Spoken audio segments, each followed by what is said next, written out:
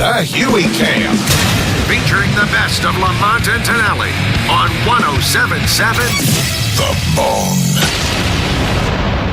Bone. We have Richard Lewis in the studio joining us today. Always a treat. By the way, Richard is playing at Cobb's Comedy Club in San Francisco.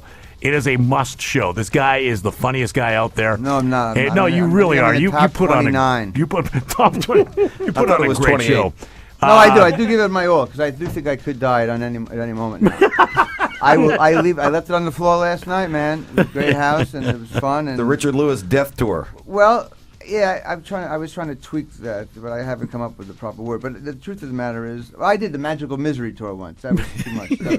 I actually asked Ringo Starr this. Yeah. I said, this is like 14 years ago. I was at some party. He was sitting there Right. like a fool. I went, Richard. I called him Richard. I said, I'm doing this HBO, another special. I'm thinking of calling it the Magical Misery Tour. Do you mind? And he went. He looked at me like I was like a poodle nibbling at garbage or the can. Oh, I could kill us. What do I care? And I said, yeah. Why would he care? It's so stupid. I'm just too ethical in a business filled with piranhas. Well, you're You on. know what Larry David did a couple What's of months that? ago? What's that? People always say is because we play ourselves and we do know each other for a long time. Curb Your Enthusiasm. Yeah, on Curb. I'm sorry. Yeah. Yeah. Which is syndicated now on TV Guide channel. Yep. We watch it. We were just talking about that. Baby Huey and I were talking. We watch it all the time on TV Guide Yeah, Network. it's cool. It's going to be on I'm glad because it's a good thing. I don't get too much out of it except more people know me now, which is a great thing. Right. Yeah. But I don't see him much anymore. And I was, I did meet him at some sports camp when I was 11, and we hated each other so much. We had fist fights. I beaned him. He beaned me. I hated him. He was the biggest moron, gangly moron. And 13 years went by. I became a comic. He was a fan. Then he went on. I heard he was great. And at this point now we were best friends. I mean, virtually. Got to know each other as professionals. I moved out of a girlfriend's house like 5 years. He brought the truck, and it was that kind of friendship. Right. Best Yeah. friend. And one day I had a couple of drinks, probably bars closing, and I look at his eyes and I get spooked out like it's like Rosemary's Baby time, man. And we retraced our childhood, and I went, I went to this sports camp, and he said, I went to a sports camp, and then we said, what? You did? And then he said, yeah. And then I realized, then it clicked. I went, you're that Larry David? He said, you're that Richard? And we came to blows at the bar. And Best friends, you got to fight over your who camp days. knew? But we hated each other then as much as we loved each other as friends then and now. But it was a scary moment. But he's that way though. Yeah. He's a really good guy, but you got to really read between the lines sometimes to know that. Yeah. Like he says, I want to take you out for dinner. I go, fine. I hadn't seen him in 8 months. So I get there early, specifically to give the maitre d'. It was some kind of posh place. And I had to negotiate when. He went, I said, what time you want? He says, 4 o'clock. I'm not eating dinner at 4 o'clock.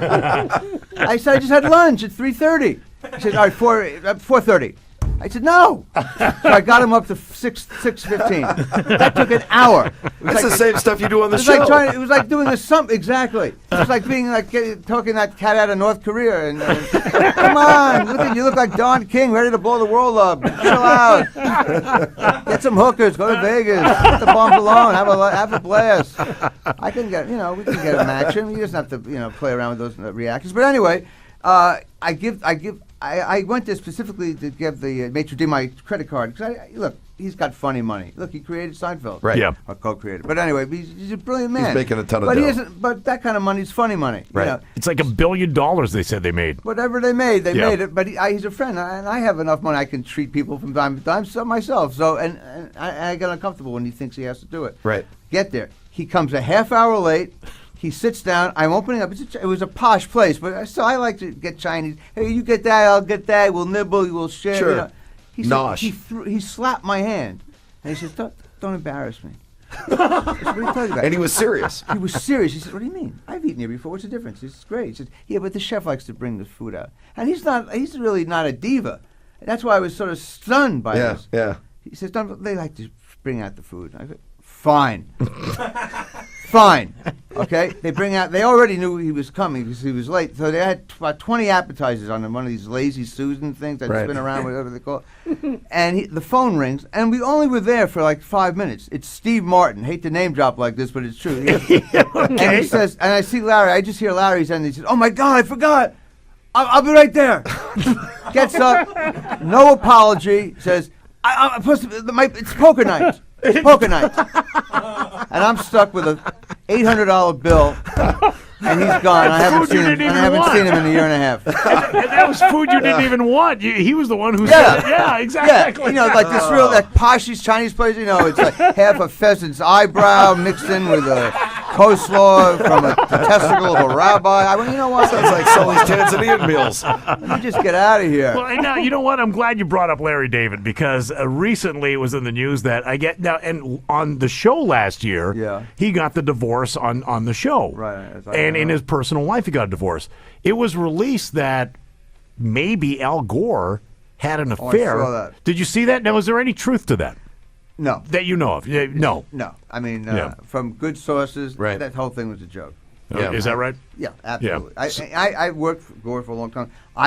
First of all, I would never call him up and say that, but I know how much respect he had certainly for Larry. He worked for him and everything. So no way in the world would he have done that. Yeah. Too many other fish out there. Right. But you see, Sully, you ask, you get the answer. Yes. Here's a guy who knows. Exactly. You know why I know? Oh. I asked that to Larry the other day in New York. I swear to God, I can't lie. Larry, what about the score thing? He said, "It's the stupidest thing I ever heard you say." Yeah. Of course, it's a lie. Yeah. I mean, they got divorced for whatever reasons, you know. Mm-hmm. But you know, I don't want to sit here like a big shot. I asked the same moronic question you asked. Thank you.